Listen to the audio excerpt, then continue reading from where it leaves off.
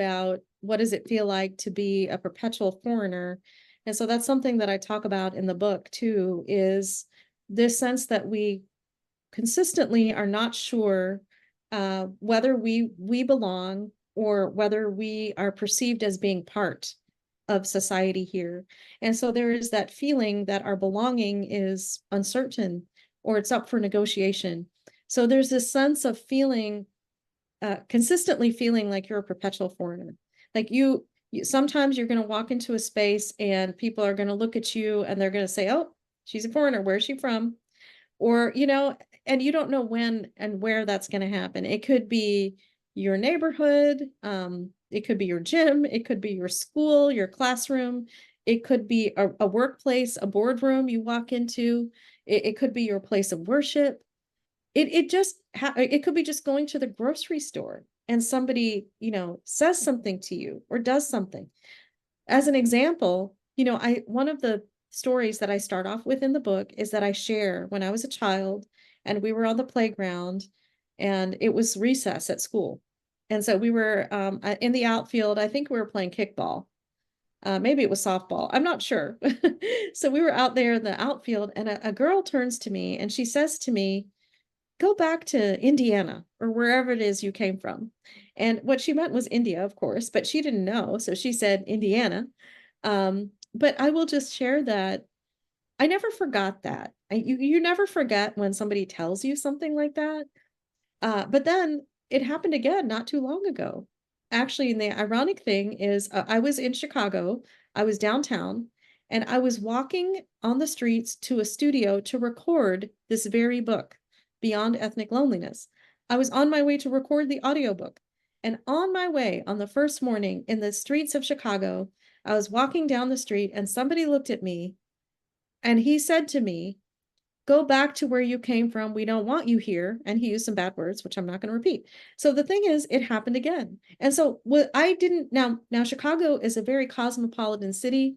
There are people from all countries and backgrounds there. So was I expecting that somebody was going to turn to me and say that morning? No, I really wasn't expecting that. So it did come as a surprise to me. But that is an example of that perpetual foreigner. Somebody targeted me and said, "You are a foreigner, go back to where you came from." So that's what I mean is like that sense of when is that going to happen again? Like you never know, right? When somebody's going to actually point a finger at you and say, or maybe they don't even say it, but they think it or they feel it, and you can also sense it.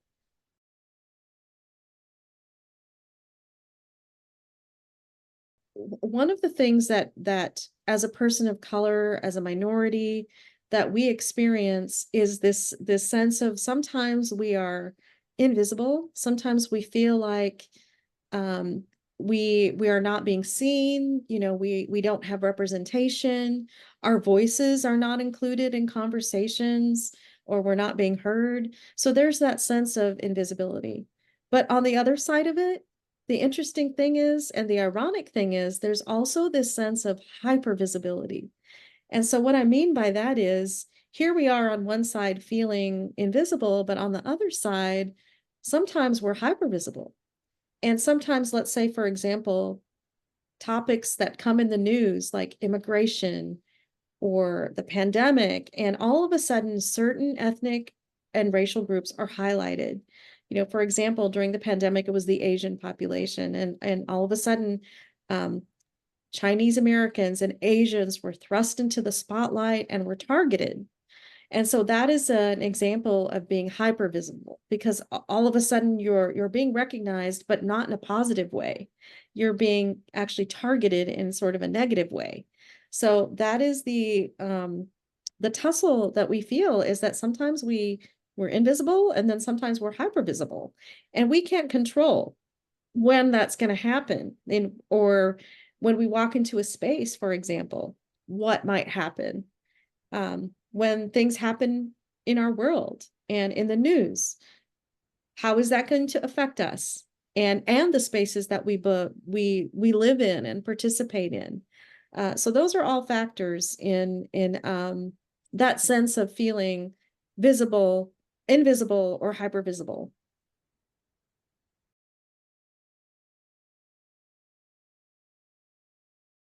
Yeah, I love the focus of this community, start with women with welcome. And I love the heart behind it and the desire to provide a welcoming space and just those open arms for people who come in and who are, seeking to belong here.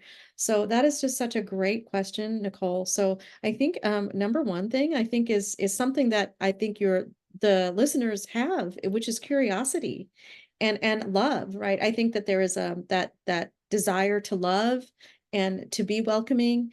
And I think number one is this curiosity is learning, which I think your listeners have that. So I would say number one, start learning, start reading books, start listening to podcasts, and um, read books. Lots of great memoirs by people written in from their own perspective, their story about their experience.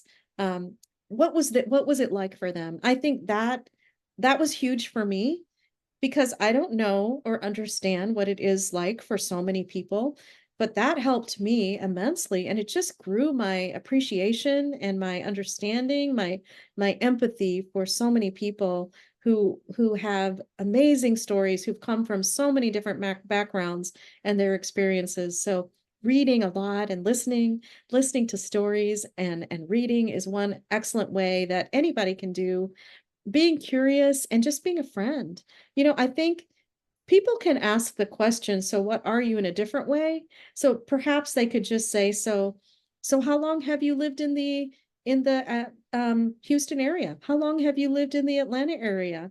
Something like that. You're at the playground and you've got your kids with you, or you're in the school line and you're waiting to pick up your kids or whatever.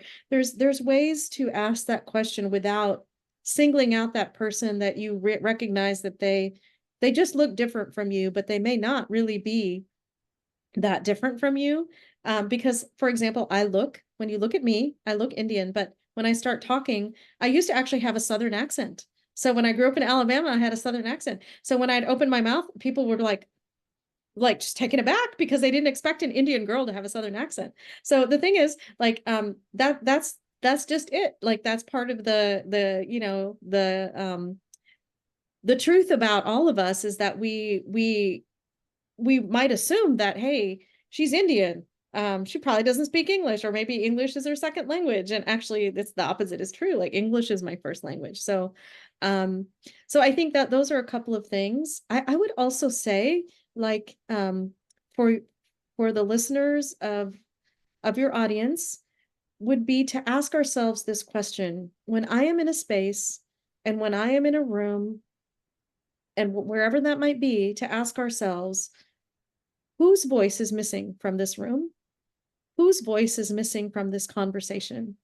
And what voice should be here? What voice needs to be here in this room? And that could be your workplace, that could be your school, it could be your church.